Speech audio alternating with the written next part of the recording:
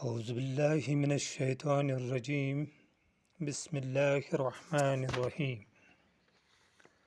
عزیز طلباء و طالبات، آج کا ہمارا موضوع ہے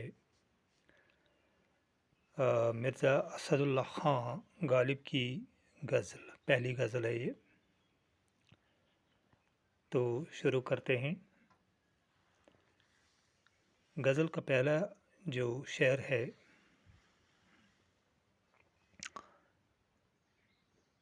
اس میں اشارہ ہے ایک مشہور واقعے کی طرف۔ تو آپ کو پتہ ہی ہوگا کہ اس شعر میں تلمیح کا استعمال ہوا۔ جب کسی شعر میں کسی مشہور واقعے کی طرف اشارہ کیا گیا ہو تو اسے تلمیح کہتے ہیں۔ تو شعر ہے: ابن مریم ہوا کرے کوئی، میرے دکھ کی دوا کرے کوئی۔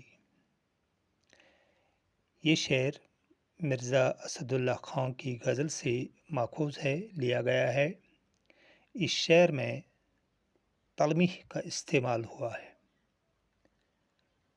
اس شعر میں ایک مشہور واقعے کی طرف اشارہ کیا گیا ہے۔ ابن مریم یعنی مریم کا بیٹا حضرت عیسیٰ کی طرف اشارہ کیا گیا ہے۔ ان کی والدہ محترمہ کا نام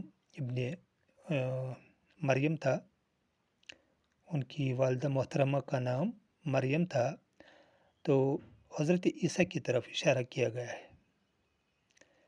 جن کو اللہ تعالیٰ نے یہ معجزہ عطا کیا تھا کہ وہ اللہ کے حکم سے مردوں کو زندہ کرتے تھے۔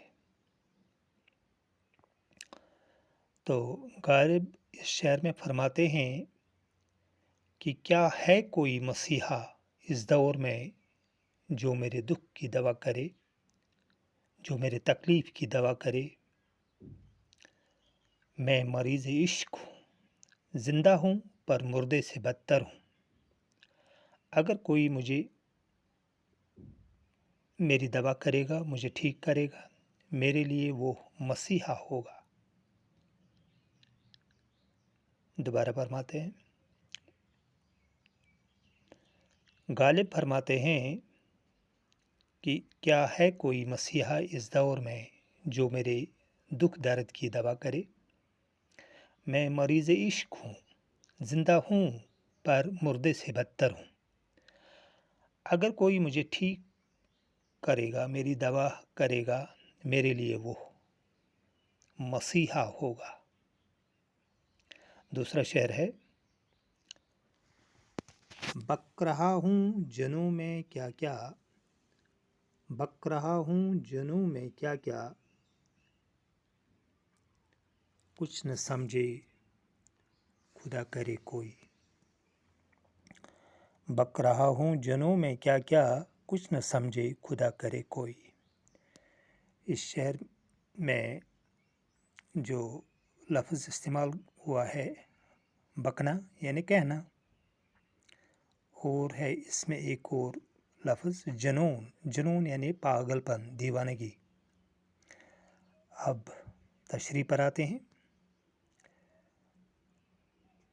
غالب اس شعر میں فرماتے ہیں کہ میں پاگل پن میں، دیوانگی میں نہ جانے کیا کیا کہہ رہا ہوں، بک رہا ہوں۔ مجھے نہیں پتا کہ میرے منہ سے کیا کیا نکل رہا ہے۔ میں خدا سے دست بدعا ہوں کہ کوئی میری باتوں کو نہ سمجھے، ورنہ عشق کا راز فاش ہو جائے گا، عیاں ہو جائے گا۔ دوبارہ تشریح کریں گے۔ غالب اس شعر میں فرماتے ہیں کہ میں دیوانگی میں، پاگل پن میں نہ جانے کیا کیا بک رہا ہوں، کہہ رہا ہوں۔ مجھے نہیں پتا کہ میرے منہ سے کیا کیا نکل رہا ہے۔ میں خدا سے دعا کرتا ہوں، دست بدعا ہوں کہ کوئی میری باتوں کو نہ سمجھے، ورنہ عشق کا راز فاش ہو جائے گا۔ تیسرا شعر لیتے ہیں۔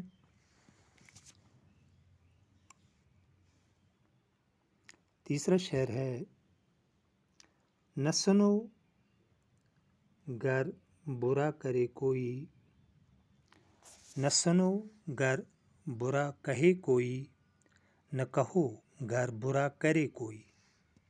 دوبارہ بتاتا ہوں،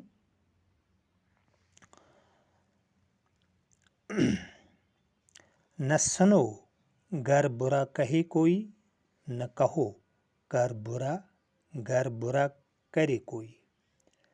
آسان ہے یہ، اس میں کوئی مشکل لفظ نہیں ہے۔ نہ سنو یعنی مت سنو، گر برا کہے کوئی، اگر تمہیں کوئی برا بلا بھی کہے اس کو انسنی کر دو۔ نہ کہو اور کچھ مت کہو، اگر کوئی تمہارے ساتھ برا کرے اس کو بھی کچھ مت کہو۔ دوبارہ بتاتے ہیں، غالب اس شعر میں صبر کرنے پر زور دیتے ہیں، صابر بننے کا مشورہ دیتے ہیں۔ فرماتے ہیں کہ اگر کوئی تمہیں برا بلا کہے تو کہنے دو، واپس تم کچھ مت کہو، اور اگر کوئی تمہارے ساتھ برا کرے گا تب بھی کچھ مت کہو، کیونکہ بلائی کر بلا ہوگا، برائی کر برا ہوگا، کوئی دیکھے نہ دیکھے پر خدا تو دیکھتا ہوگا۔ دوبارہ اس شعر کی تشریح کرتے ہیں۔ غالب اس شعر میں صابر بننے کا، صبر کرنے کا مشورہ دیتے ہیں۔ فرماتے ہیں کہ اگر کوئی تمہیں برا بلا کہے تو کہنے دو، واپس تم کچھ مت کہو، اور اگر کوئی تمہارے ساتھ برا کرتا ہے تب بھی کچھ مت کہو، کیونکہ بلائی کر بلا ہوگا، برائی کر برا ہوگا۔ چوتھے شعر پر آتے ہیں۔ چوتھا شعر ہے روک لو، روک لو گر غلط چلے کوئی، روک لو گر غلط چلے کوئی، بخش دو گر خطا کرے کوئی۔ بہت ہی آسان شعر ہے۔ بخشنا، معاف کرنا، خطا یعنی غلطی۔ روک لو،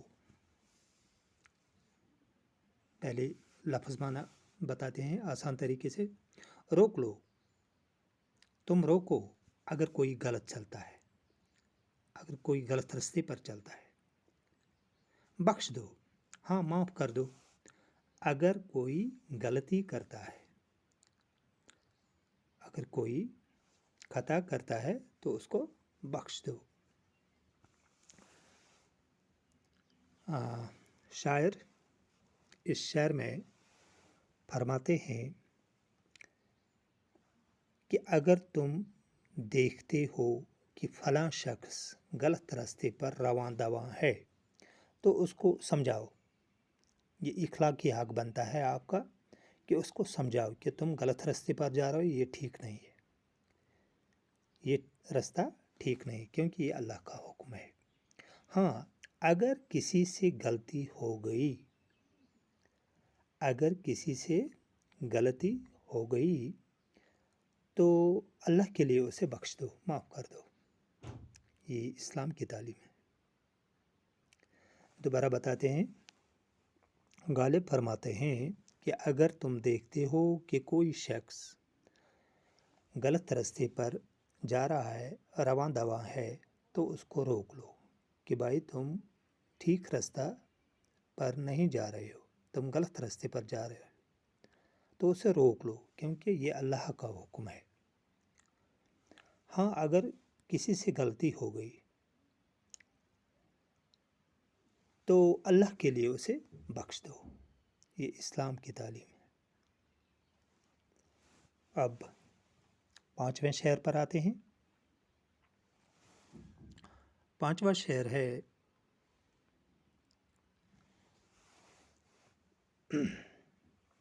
کون ہے جو نہیں ہے حاجت مند، کس کی حاجت روا کرے کوئی؟ کون ہے جو نہیں ہے حاجت مند، کس کی حاجت روا کرے کوئی؟ اس میں جو مشکل الفاظ ہے، حاجت مند یعنی ضرورت مند، حاجت روا کرنا ضرورت پوری کرنا۔ اس پہلے آسان لفظ معنی اس کے بتاتے ہیں۔ کون ہے، کیا ہے کوئی جو نہیں ہے حاجت مند، جو خود کفیل ہے، جس کو حاجت کی ضرورت نہیں پڑتی، کس کی حاجت روا کرے کوئی؟ اور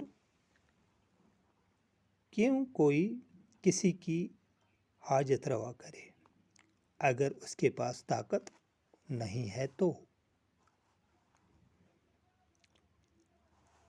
اب ہم تشریح پر آتے ہیں۔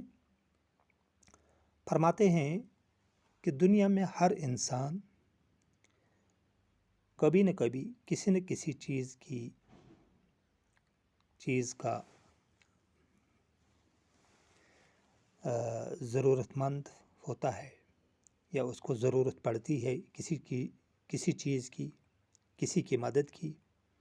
ہر لحاظ سے انسان خود کفیل نہیں ہوتا، سبھی حاجت مند ہے۔ لیکن یہ بھی غلط بات ہے کہ کوئی اگر حاجت روا نہ کرے تو دوسروں کے سامنے اس کی شکایت مت کرو، کیونکہ ہر انسان کی کوئی نہ کوئی مجبوری ہوتی ہے جو وہ حاجت روائی نہیں کرتا، اس لیے شکایت کرنا درست نہیں۔ دوبارہ بتاتے ہیں اس کی تشریح۔ فرماتے ہیں کہ دنیا میں ہر کوئی شخص کسی نہ کسی چیز کا حاجت مند ہوتا ہے، ہر لحاظ سے انسان خود کفیل نہیں ہوتا، تقریباً سبھی حاجت مند ہے۔ لیکن یہ بھی غلط بات ہے کہ اگر کوئی حاجت روا نہ کرے تو دوسروں کے سامنے اس کی شکایت نہ کرو، کیونکہ ہر انسان کی کوئی نہ کوئی مجبوری ہوتی ہے جو وہ حاجت روائی نہیں کرتا، اس لیے شکایت کرنا ٹھیک نہیں۔ اب آتے ہیں چھٹے شعر پر۔ چھٹا شعر ہے، اس میں جو چھٹا شعر ہے وہ ہے: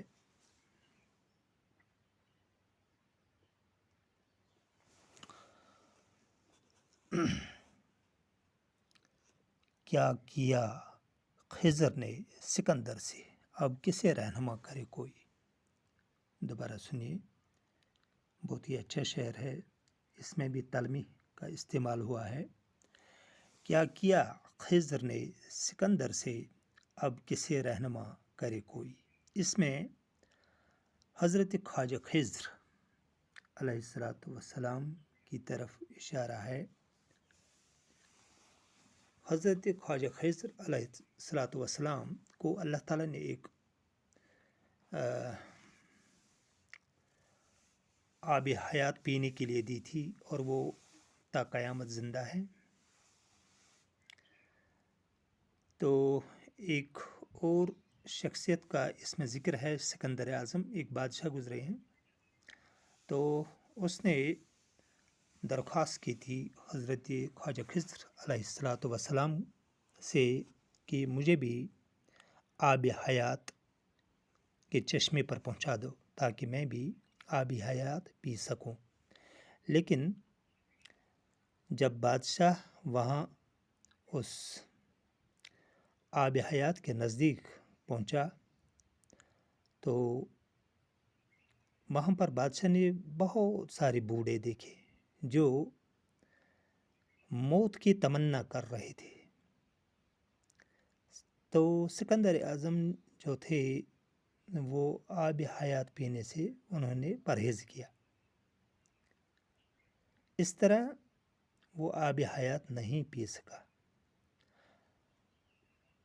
تو اس واقعے کی طرف اشارہ ہے इस शेर में, यानी तलमी का इस्तेमाल हुआ है। अब तशरीह पर आते हैं।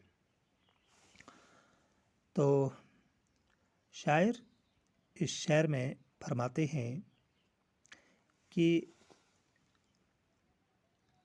अब क्या तवक्का है कि कोई और सही रहनुमाई करे, जब हज़रत खिज़्र अलैहिस्सलातु वस्सलाम ने भी सिकंदर आज़म को पीने से, आब हयात पीने से रोक लिया। दोबारा आते हैं तशरीह पर। गालिब ने इस शेर में तलमीह का इस्तेमाल किया है। यहाँ पर हज़रत ख्वाजा खिज़्र और सिकंदर आज़म की तरफ इशारा किया गया है। सिकंदर आज़म आब हयात पीने की गर्ज से हज़रत ख्वाजा खिज़्र की रहनुमाई में जब चश्मे पर पहुँचा, तो वहाँ पर बादशाह क्या देखता है कि बहुत सारे बूढ़े इस आब हयात के नज़दीक बैठे थे, सिसकते बिलखते रो रहे थे कि उन्हें मौत नहीं आती थी, वो मौत की तमन्ना कर रहे थे। तो सिकंदर ने आब हयात पीने से परहेज़ किया, इस तरह वो आब हयात न पी सका। शायर कहते हैं कि अब क्या तवक्का है कि कोई और सही रहनुमाई करे, जबकि हज़रत ख्वाजा खिज़्र अलैहिस्सलातु वस्सलाम ने भी सिकंदर को आब हयात पीने से रोक लिया। अब आते हैं आखिरी शेर पर, मक्ता पर। जो इस गज़ल का मक्ता है उस पर आते हैं। मक्ता अर्ज़ है, जब तवक्का ही उठ गई गालिब, जब तवक्का ही उठ गई गालिब, क्यों किसी का गिला करे कोई। जब तवक्का ही उठ गई गालिब, क्यों किसी का गिला करे कोई। तो इसमें जो मुश्किल अल्फाज हैं वो हैं तवक्का यानी उम्मीद, गिला यानी शिकवा।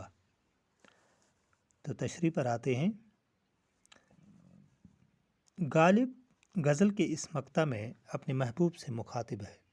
फरमाते हैं कि ऐ मेरे महबूब, दुनिया उम्मीद पर कायम है, लेकिन जब उम्मीद ही ख़त्म होती है, तवक्का ही उठ जाती है, तो शिकवा किस बात पर।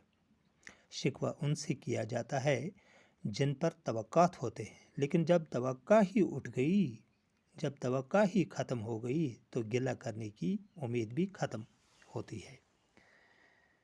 उम्मीद है कि आपको ये गज़ल समझ आई होगी।